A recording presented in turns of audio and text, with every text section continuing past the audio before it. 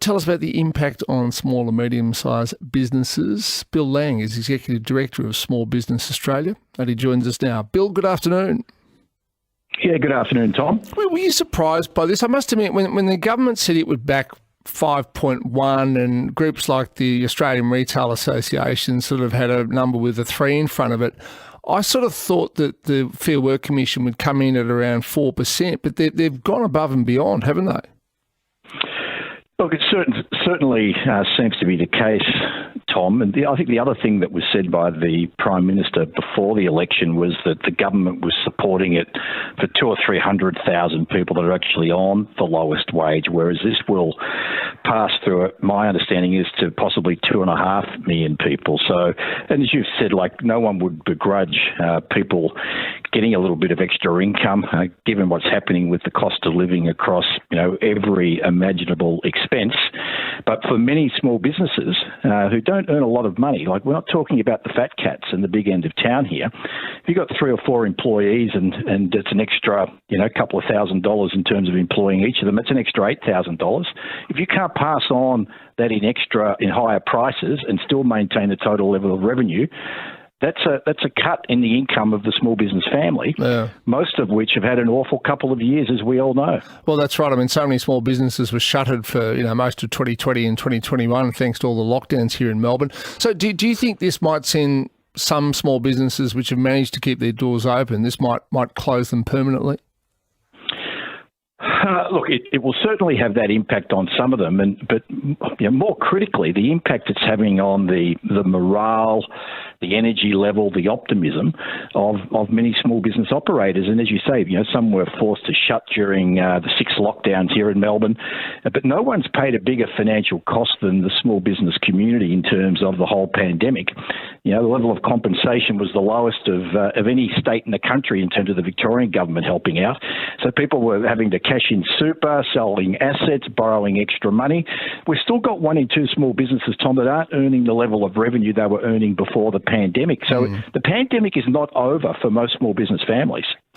What about the broader impact of this, like the wage price spiral that we saw in Australia in the 70s and the 80s? Do you think that now that the Fair Work Commission has said, well, if inflation goes up 5%, wages have to go up 5%. I mean, the Reserve Bank said yesterday, they said, well, inflation will probably go up 7% fairly soon. Does that mean we've sort of baked in a 70s-style wage price spiral? Well, let's hope that that's not the case, Tom, and let's hope that we see some, innovative leadership that, Bob Hawke brought to the table.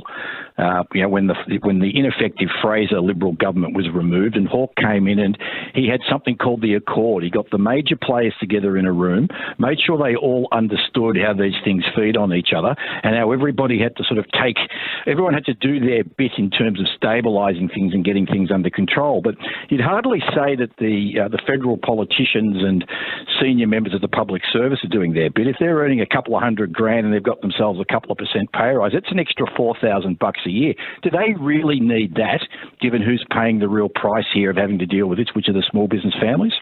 Do you think, Anthony Albanese's pay and Peter Dutton's pay has just gone up to around $564,000 per annum? Do you think they should have frozen their pay to set an example for everyone else? Well, undoubtedly. In fact, they should be probably taking a pay cut. You'd have to say that pay increase for them, not to mention the outrageous increases that happened here in the state of Victoria, were unnecessary, unneeded and totally unfair to the hard-working small business families of Victoria and Australia. Also, what do you reckon is going to happen looking ahead? I mean, petrol prices are probably record highs right now, but we've got that 22 cents a litre petrol price cut that's still in place. Now, in September, that unwinds. I paid $2.24.9 this morning. Let's call it $2.25. If that stays the same in 3 months' time, that petrol price goes to $2.47 a litre. I mean, that's going to cause a lot of pain to businesses too. Look, Look, you're right, Tom, and we've got various markets operating in various ways, and I see that we've had some intervention today in the energy market, and I've seen the government of Queensland complaining about what's been going on in the energy market, yet they actually own the electricity company up there, a bit like the Victorians used to with the SEC many years ago. We really need some consistent leadership and education for the government to bring everyone along. We can't have these governments to continue borrowing money and passing it on, having projects that blow out, giving themselves pay rises. It's time for the fat cats to actually get their snouts out of the trough, start explaining to everybody what's going on, and together as a state and as a nation focus on what we can control, get back to some stability, rebuild trust and confidence, and move forward together. Final question. I mean, if you were advising a small business owner today who says, look, what do I do? My wage bill's about to go up. But what is the advice? Is it push up the price of whatever product or service it is that you sell? Is it try and cut costs in other areas? Well, what advice do you give? Look, it varies, Tom. We've had a number of small business owners on a webinar today talking about some of these topics. And at the end of the day, you can only pass on prices if customers are prepared to pay the price and not impact the volume of your sales. So it varies by market, varies by the location that you're in, varies on your own capacity to actually be able to, pay extra wages and expenses and not have to deal with pushing up price at this point in time. So it's business by business specific. But look, some will be reducing the number of hours available. There'll be significant shrinkage going on in some businesses while we've got this volatility and prices increasing to sort of minimise cash outflow to see what's going to happen over coming months. And of course, we have an exodus. We have effectively, the economic refugees of Victoria that have been moving their businesses and moving their families interstate.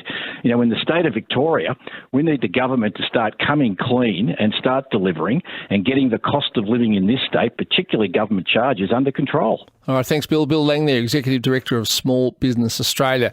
All right, we've got a calls in a moment, 133 693. Actually, he raised an issue there about a lot of business people are shifting out of Victoria permanently and going to other states. I know several people who have moved to either New South Wales or Queensland, and they say they're not coming back.